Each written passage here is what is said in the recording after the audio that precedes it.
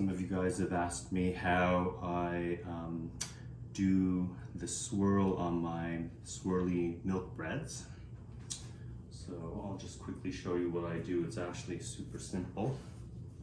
So I've already prepped my 3 different doughs earlier today. So this is a sourdough milk bread. This is plain. This one I've worked in about, I don't know, 86 grams of ground black sesame seed with some sugar. And this one I've worked in some steamed mashed sweet potato. So those are the 3 different doughs we're going to do today. So all you're doing is rolling out each of these, layering them, rolling it very thin, and then rolling the 3 layers together very tightly. So what do you need to do? You need to lightly flour the bench.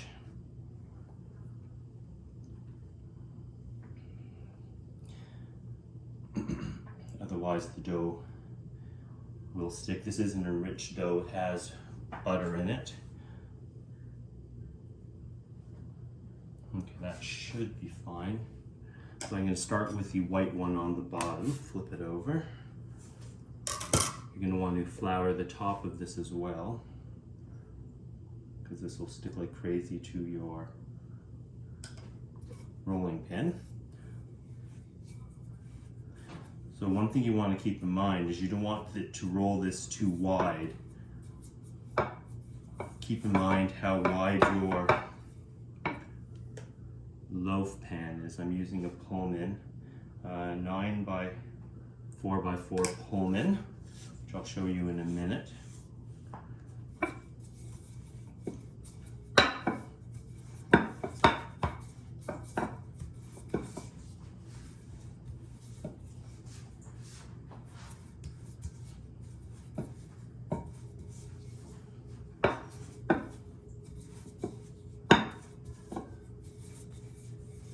That's not too bad for now, because what we can do is move this aside.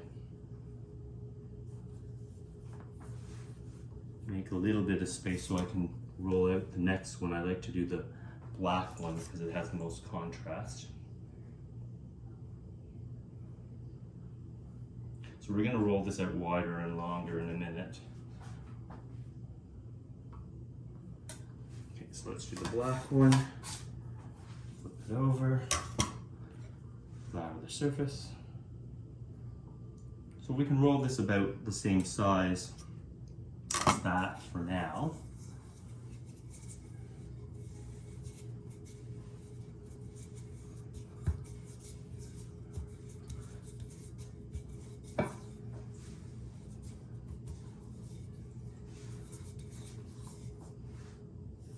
Actually, that's not bad. Okay, so now brush away any excess flour that you might have had. You do want them to adhere so you don't get gaps between them. You can try to stretch this out so it more or less fits. It's okay with a bit smaller, it doesn't have to be exact. It'll still look good.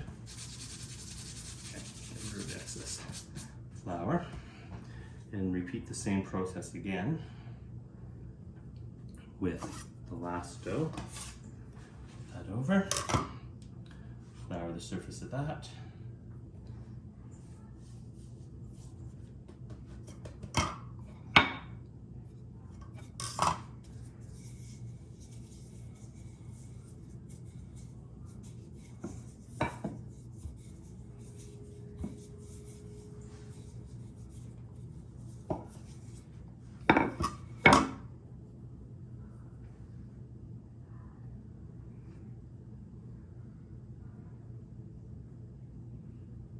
Sticking, just a tiny bit more flour.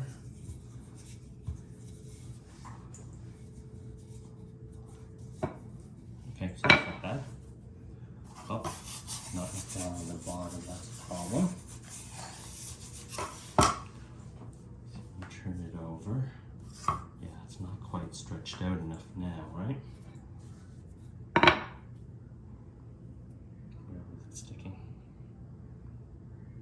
anyways, you get the idea. So let's just finish this part off. And we'll just show the layering and rolling out further. That's pretty good now. So we're just gonna get this one top of here now.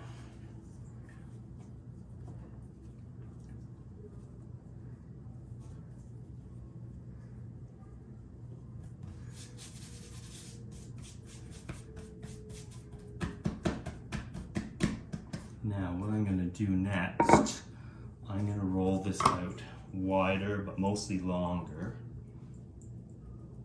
Make sure this isn't going to stick. So have your loaf pan nearby so you can see if you're wide enough. We're almost there. Okay, so let's move this over here. Okay, roll longer.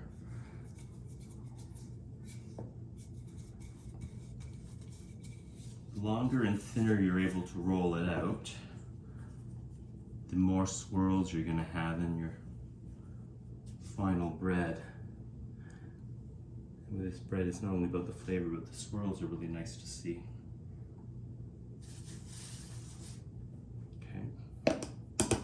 Probably enough flour now. I can find more space for myself.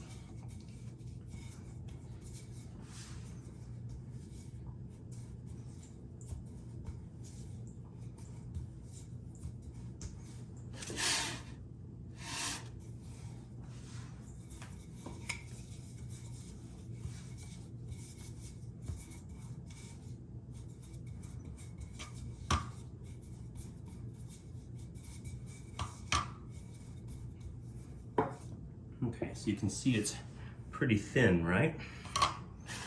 So it's nice to square it off a little bit. It's not actually critical. So I'm going to brush off the excess flour I used. Okay, and we're going to start to roll it as tightly as possible. Get a nice roll, and each time stretch it a bit before you roll. That way it stays nice and tight.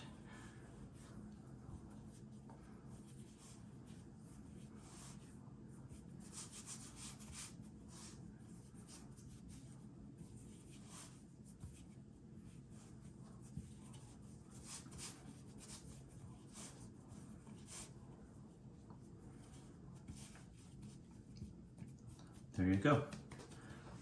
So, just sort of pinch this so it's a seal. I don't know how necessary that is. That's going to go on the bottom anyway of the loaf, approximately like that. I'm going to drop that into this. I don't actually have to use parchment paper, but I like to. Okay, we're just going to drop this into this and then it's going to proof. Try to get that centered. And that's it.